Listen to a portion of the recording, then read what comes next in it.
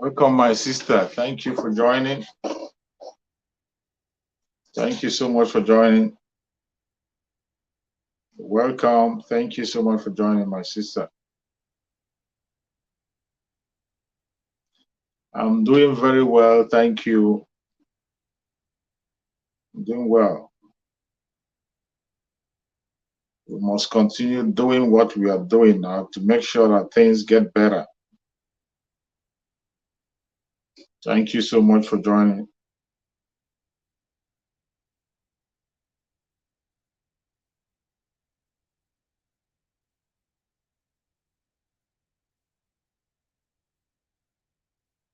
Welcome, welcome, welcome, people.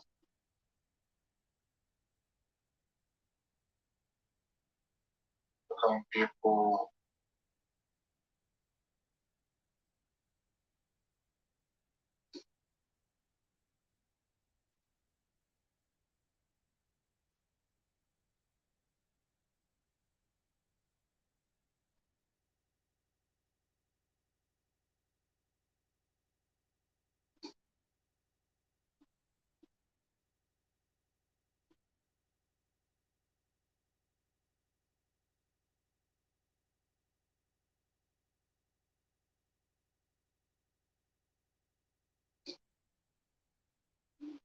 Thank you for joining, wherever you are joining from. Thank you for connecting. We continue to do the needful until we get our freedom. We continue to preach the message until we get our freedom. And today we will listen to some of the messages again while we digest what is going on. You know, a lot is going on in the contraction called Nigeria. There are lies and all manner of attack from all angles. But we cannot stop doing what we are doing because of the attack. They cannot discourage us. It doesn't matter how they try, it doesn't matter what they do, they can't discourage us. We will continue to preach the message and make sure it gets to all corners. That is the right thing to do, and we will continue to do so until Biafra comes. So while we wait for others to join in, let us hear the voice of our Mazi Nnamdi Kanu while we wait for others to join before we can now dissect informations and move forward. They say I'm insulting them. No, I'm not insulting you. Most of you are not educated. In Africa, we are tribal creatures in Africa. In Africa, we are tribal creatures in Africa. We always go back to our village where we were born, where our umbilical cord, how long, where it was buried. That's where we come from. That is why every Christmas, Easter, New Year festival, or August meeting, you see us migrating back to where we come from. And I keep saying these things to Africans, they don't understand it. They don't understand it.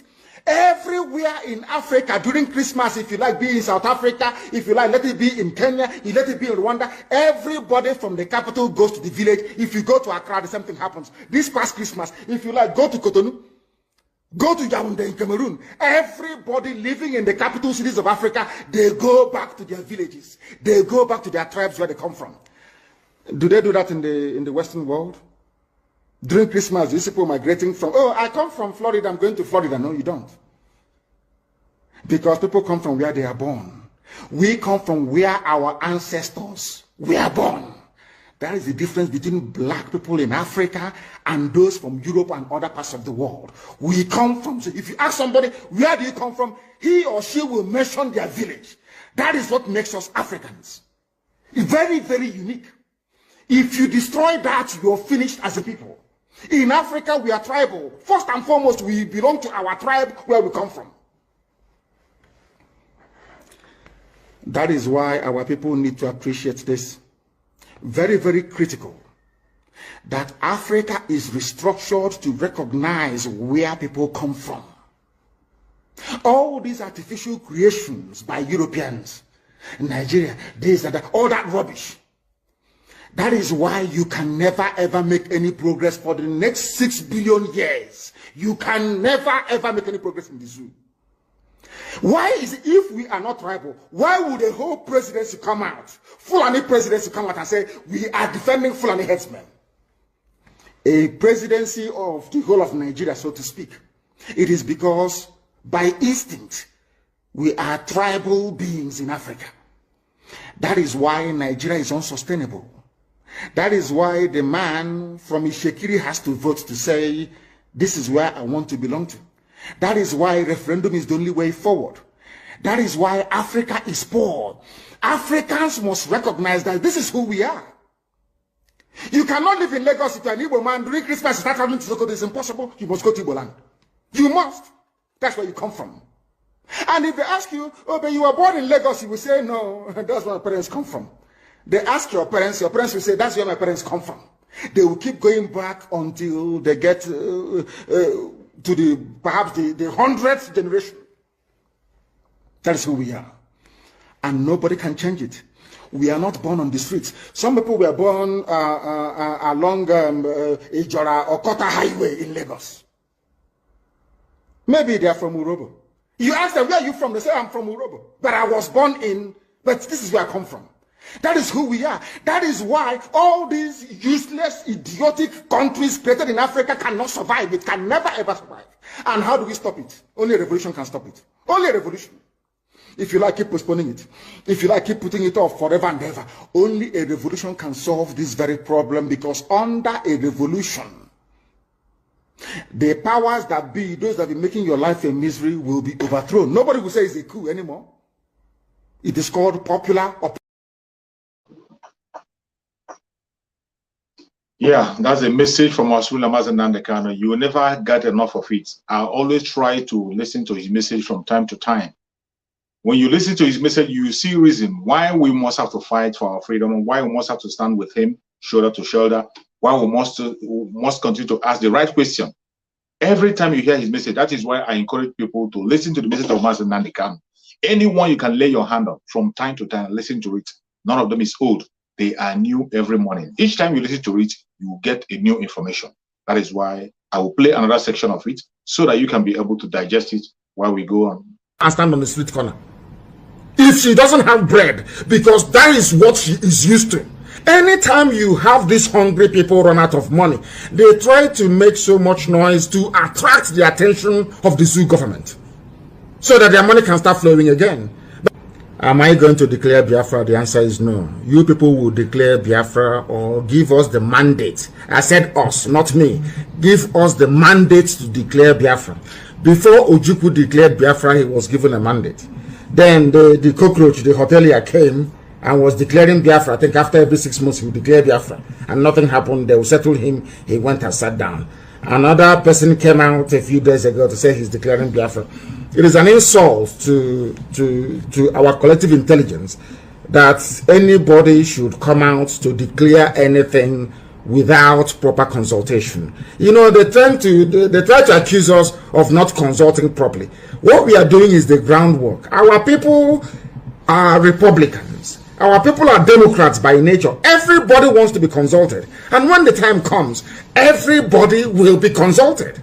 As I said before, they tried to push me to declare Biafra, and I said, no, I cannot declare Biafra. I don't have the authority. I am not Biafra. I am a Biafran citizen. Only one person among 70 million people.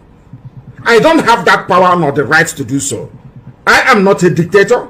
The reason why we put IPOB on the straight and narrow is because we need to enforce discipline. There is a level of discipline you require when you are facing a very recalcitrant enemy, or when you are surrounded by enemies. That is only what we try to instill inside IPOB. That doesn't mean when it comes to the issue of governance or matters of state, we now arrogate powers to ourselves. No, we're not going to do that. What we'll do is to wait for you Biafrans to say, now is the time to go ahead. Everybody will be involved. And then Biafra, you cannot declare Biafra without defending your borders. It doesn't make any sense. The day we are declaring Biafra, we are defending our borders that same day. If we see any Janjaweed, that Janjaweed is dead. If they fly their aeroplane, we bring it down. So we know what we are doing. I don't want people to rush us. We want to cross all the T's and dot all the I's. We know what we are doing. Our people should not be in a hurry. Nobody is in more, should I say, in need, urgent need of Biafra more than myself, because we have suffered and have continued to suffer. But we must do it accordingly, or else our people will break away. Some of them break and run back to Fulani and say this is not what we planned, and they go and connive with them. We want to make sure that every avenue for saboteurs is shut down. Every avenue of the escape will be shut down. People should believe in what we are doing. Our strategy is spot on, and we can never fail. I am not going to declare any Biafra, not now, until you give me the mandate to do so, because we are Democrats. Any idiot can declare whatever he or she thinks works for them. If the zoo can give them money because they declared Biafra, that's all. But I know that the DSS is behind it. As I said, there was an article written. They did it in order to show to think that the world will buy this nonsense that IPOB, this noble family, is divided. That's all. So this person has his own faction when it's a lie, a proper lie. It was DSS that declared Biafra. The Department of State Secret Service in Nigeria, the state police, they're the ones that declared it, because these are their agents. They give money to them. But you can see how we all responded. Nobody accepted that garbage because we have not finished doing the groundwork. I know we are all in a hurry, but in due time or in due course, you will give us the mandate to declare Biafra, and then Biafra will be declared. Then that same minute, we are defending our borders. That same minute, our army will be unveiled. You don't sit in your house when you run out of money. Or pipeline security contract, you want a new one to be renewed because Dangote is now canvassing for security guard to guard his pipeline from Bayelsa to Lagos, his new refinery. You now come up with this gimmick so they can give you money. These are hungry people, and we are not. No declaration of Biafra until we have your mandate to do so. That's number one. Number two, I will not lead Biafra. There are people, I believe, who will be more competent than myself to lead Biafra when the time comes. Only Biafrans can choose who is going to lead them. And Biafra will not even have a chairman or a president. My recommendation, which I will urge people to vote for in a referendum, is to have a confederate system and to have premiers managing each and every of the regions. That is what we are going to do. That is something we must understand. A prime minister, yes, but not a president. We are not going to concentrate power in the hands of only one man. It is not going to happen. Very, very important that we understand this, please. You have heard the explanation of Mazi Nnamdi Kanu. This is why we are all following him. You have seen he have tried to explain. Some people call him autocratic. Some people say he's too strong, he's too strict. But he has just said it. This is to show you the democratic idea of Mazi Nnamdi Kanu. He's not trying to be autocratic. Everything he's doing, he has a reason why he did it. And he has made it clear that the reason why he established IPOB is to instill discipline in Biafran people, to make Biafran know their left and right and do that which is right. That was why IPOB was established. To be able to encourage the Biafrans to know their right and pursue their right. It doesn't mean that he will take laws into his hand and do things without consulting people. You have now seen it. He has explained it very, very clear that he's going to run a democratic system. And Mazi Nnamdi Kanu is not forcing himself upon the Biafran people, either to be a leader or whatever. He said he will not do so. There are people who will know better than him. This is how open Mazi Nnamdi Kanu is. But today, what do you see? You see people today who are fighting to protect their position, people who are fighting for their selfish interests, who are fighting for a reason that is not reasonable, making us to believe that they're following Mazi Nnamdi Kanu when they are not following him. You have seen who he is. He have said it.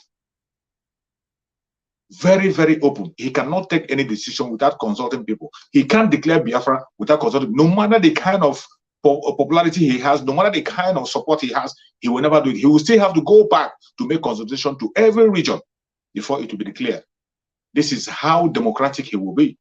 And he has always been. And when it comes to who is going to be the leader of Biafra, he said he will not be there.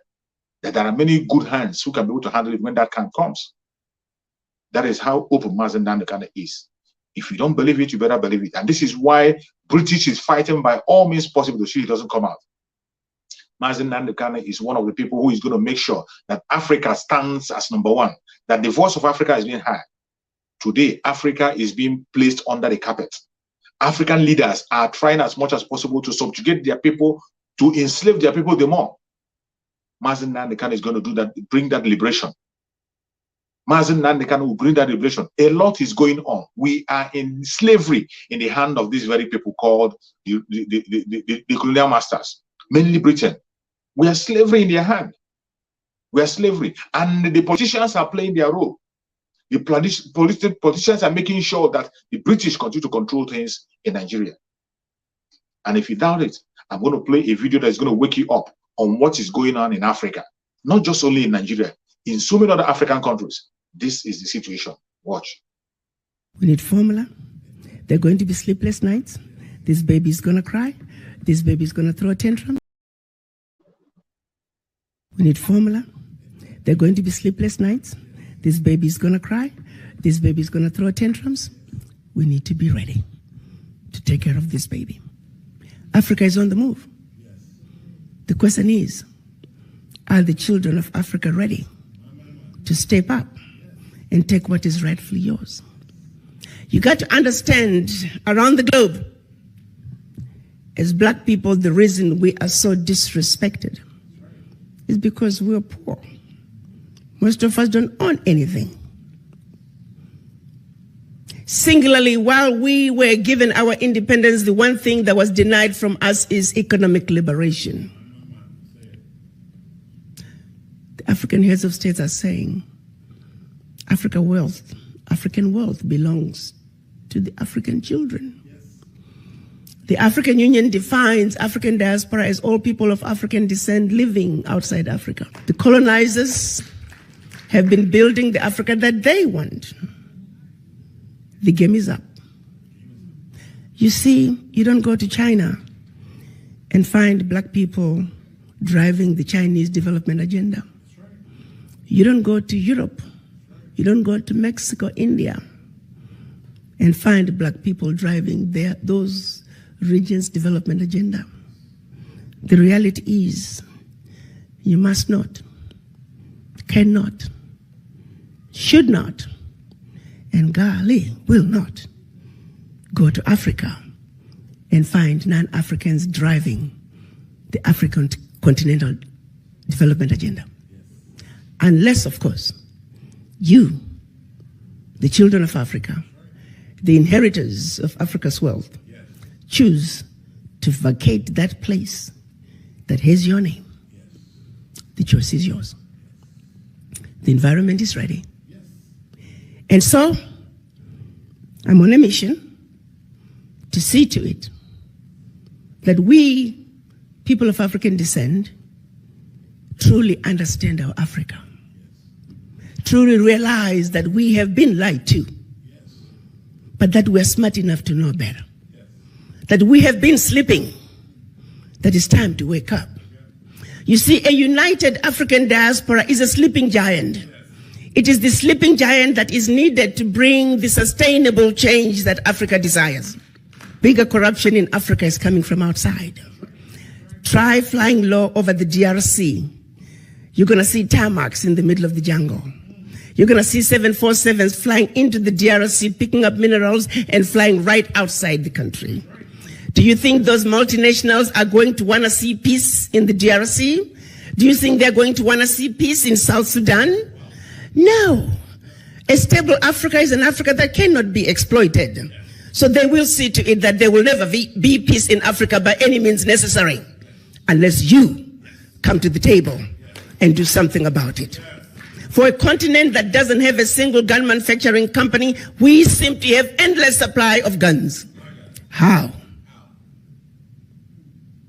How is this okay that Africa continues to be exploited? How is it okay that the world has watched as France is taking cold, hard cash out of Africa? How is this okay? I want to know. United Nations, answer that. Secretary General Guterres, answer that. When you all meet every year in New York, what are you talking about? That is our reality. No more shall we continue to be ignorant. Our eyes are open. We know our Africa. we are going to reconnect with our roots. African Americans, you must understand there is a void that is deep in each and everyone's subconscious. It is a void that affects everything you do. First, you must understand you have that void. In this country, with the exception of the American Indians, everybody is a foreigner. And everybody has their roots outside the United States. And the rest of the races are connected to their roots, with the exception of the African Americans. You're too busy running away from your roots. You're busy denying who you are. Well, guess what? It is what it is. You are an African, and Africa is home. And the sooner you wake up and realize and accept that Africa is home, the sooner you're going to fill that void. For as long as that voice is in you, you're always going to be like a ship without an anchor. The wind blows this way, here you go. The wind blows the other way, here we go. Find your base. Go home. Africa is where you belong. And Africa is where your roots are.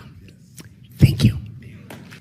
We stand alongside you and we support your mission and your fight. Please accept this as a small token of our appreciation. Thank you. But as I began to make a diagnosis, I analyzed the situation, and my final assessment was that the ignorance that the world has about Africa is the disease that I must fight. So I set out to have a plan, and I began implementation. Because it is only when that disease is treated, it is only then and only then can we embark on a true healing path for Africa and her children. The African Continental Free Trade Area is creating an economy that's $3 trillion with a workforce intra-Africa of 1.27 billion. An environment that you can spread and grow your business like wildfire from one country to the other. The borders that have kept us from trading with each other as African countries are in the process of being melted as we speak. You have heard from her. That very call that that woman was making, the only man who have answered that very call is our Supreme Mazi Nnamdi Kanu. When she is making that call for Africans to wake up, people are still sleeping. But I tell you, our Supreme Leader Mazi Nnamdi Kanu have answered that call. That is why he is fighting tooth and nail in Nigeria to make sure that that colonial stronghold in the contraction called Nigeria is broken. When Mazi Nnamdi Kanu is speaking about the British, speaking about the Fulani Janjaweed, who are not Africans. Fulani Janjaweed are not original Africans. They are Arabs. The Fulani Janjaweed are not Africans. They are not. That is why you see how the fight of Mazi Nnamdi Kanu is being justified. Mazi Nnamdi Kanu has answered that call, leading that call in Africa, fighting to free the African people. Starting from his hometown to free Biafra.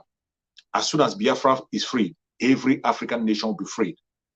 That is why Mazi Nnamdi Kanu called it the last miracle on the planet Earth.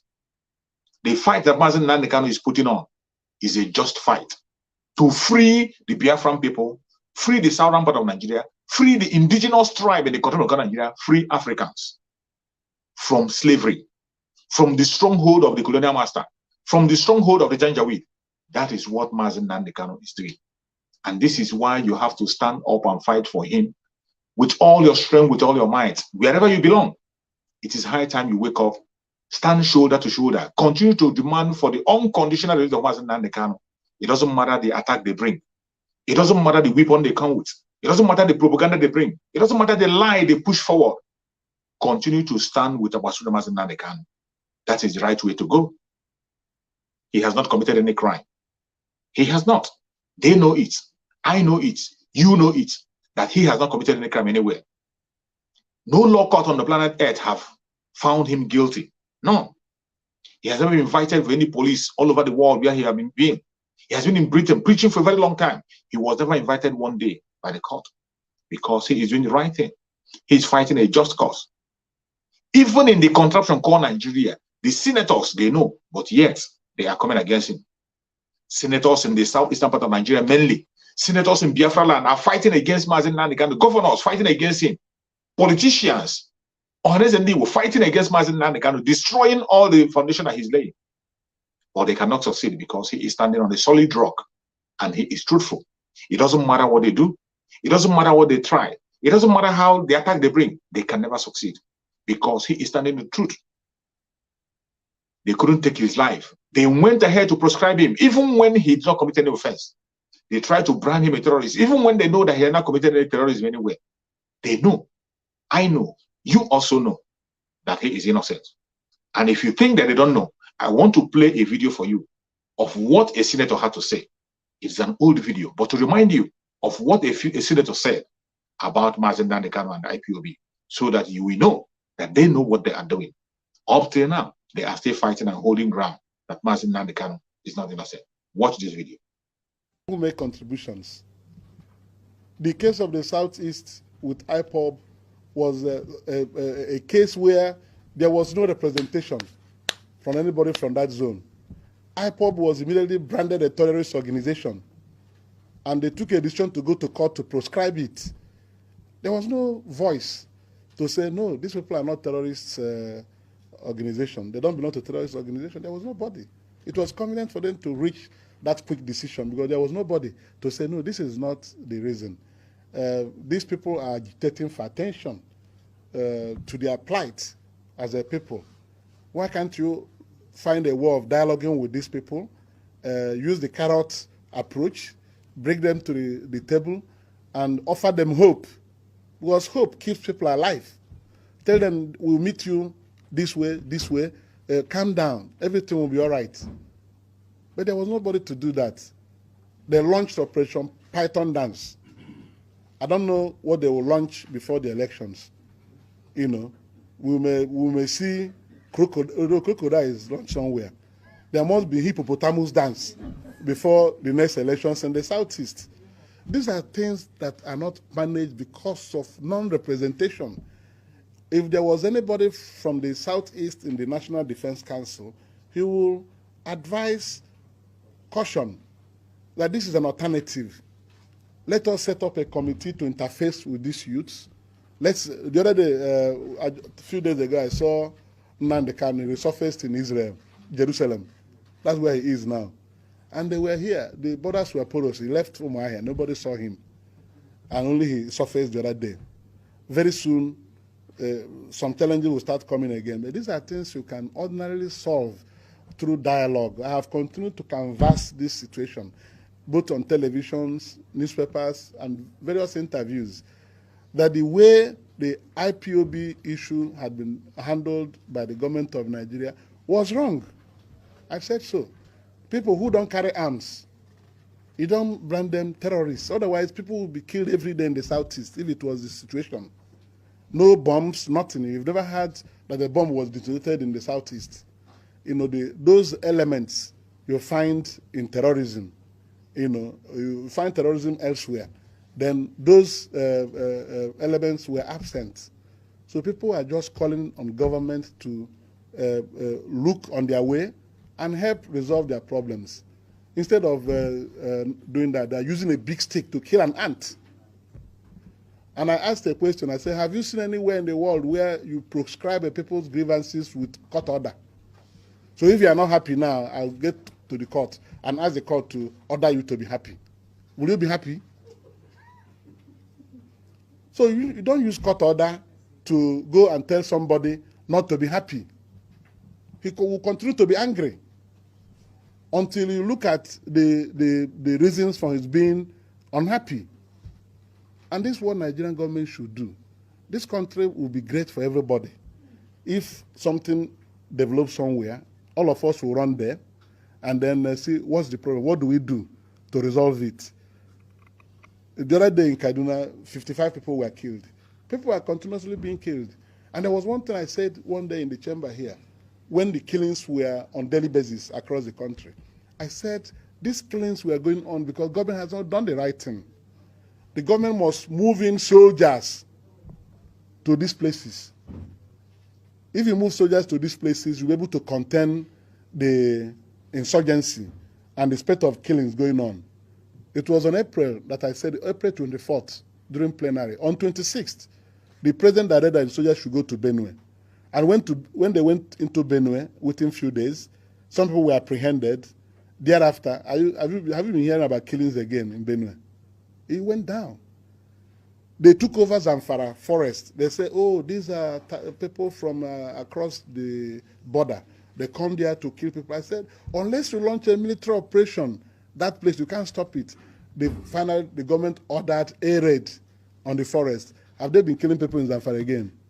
These things will go down. It's just a decision. The will to do the right thing, take the right action, everything will end. So that is what we are saying now. It's easy to quench all protests. Okay, I'm waiting for Labour, TUC, and Nigerian Labour Congress. They've just given notice that they will go on strike next week. So let them prepare and go to court and order them to go to work. So we must know how to handle our problems through dialogue and persuasion, so that if you eliminate sources of dissent, you hope to have a progressive country. Thank you. So you've taken it. So my motion is still alive. I want you to record me. Listen, I want you to record me that my motion is still alive. My motion was not thrown away. Yes, it was not overruled, but it was noted. One day it will be dealt with. We'll get to prayers in no distant time. Thank you. Yes. You have seen it from what the man have said from beginning to end. You can see that they know very well that IPOB is innocent of all the charges they're bringing against them, calling them a terrorist organization. IPOB is not a terrorist organization. Mazi Nnamdi Kanu himself is very innocent of all charges. Very, very innocent. Innocent of all charges. There's no charge against him. Instead, what do you have against Mazi Nnamdi Kanu is propaganda, blackmail, and lies against him. Just as the defending lawyer just came out, the prosecuting lawyer came out and began to say that Mazi Nnamdi Kanu denied being a member of IPOB. Those are the kind of lies they are pushing forward.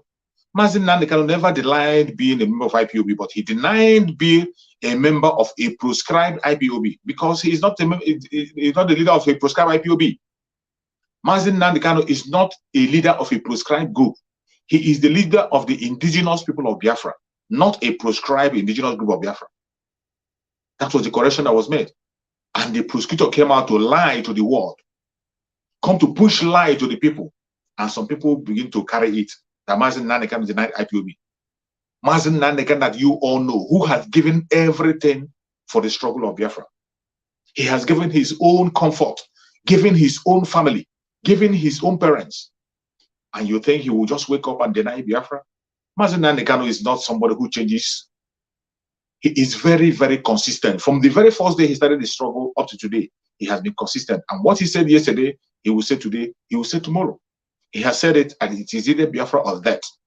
So many things have been offered to him. So many things. Talk of position, talk of wealth. All manner of gifts have been given to him to drop the struggle of Biafra. But he said no. What he wants is the freedom of his own people. Referendum. Let the people have a referendum and decide their fate. Why is it so hard for them to give referendum? Why is it so difficult to give referendum? Asking for referendum is not a crime. Asking for referendum is not a crime. It's actually a right for everybody. And it is right in. It will equally make people be legitimate in wherever they find themselves. And if you think you don't understand what it means when somebody is asking for a referendum, watch this. Let our lawyer explain to you. Constitution to be subjected to a referendum for the Nigerian people. Why are we afraid of a referendum? Referendum simply means that the people buy into the document so that it does not just become plastic. It becomes animated. It carries the will of the people. It carries their imprimatur. It becomes legitimate. It becomes respected. It becomes autochthonous. It enjoys the will, respectability, and legitimacy of the people, as the American people did.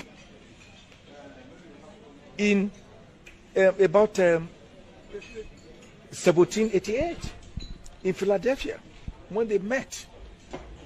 Republic of Nigeria at the age of 24. And it was Nigerians. You have had it. I have nothing more to say. It was just a short broadcast. I wanted to get as brief as possible. You have seen it. The most important thing you have to have at the back of your mind that the only way to free Mazi Nnamdi Kanu is through civil disobedience. Continue to engage in a sit at home on Sunday and on Monday. Involve yourself in anything that has to do with civil disobedience, including the stopping of payment of our revenue to the Janjaweed, economic sanction to the Nigerian government in this Biafra land. Those are what will free Mazi Nnamdi Kanu. Nobody will free him. Not even the lawyer, not the Janjaweed, not even the United Nations, not even any international community. It is the Biafran people. Your actions, the mass action of Biafran people, that is what will free Mazi Nnamdi Kanu. That is why we are waking you up. Stand up, wake up, and do the needful. Reach out to your family and friends so that we continue to embark on a massive civil disobedience until Mazi Nnamdi Kanu is being released. Thank you so much for watching wherever you're watching from. I thank you, all those who have watched and shared the video. Please share the video to all platforms. As you have shared, Chukwu Okike will continue to strengthen you and empower you. You will never lose your life in 2022. You will see the end of 2022. 2022 will never see your end. Thank you so much for watching wherever you're watching from. They will kill us. We will kill them. At the end of the day, Biafra is here. Thank you and remember us. Bye-bye. See you again on the next video.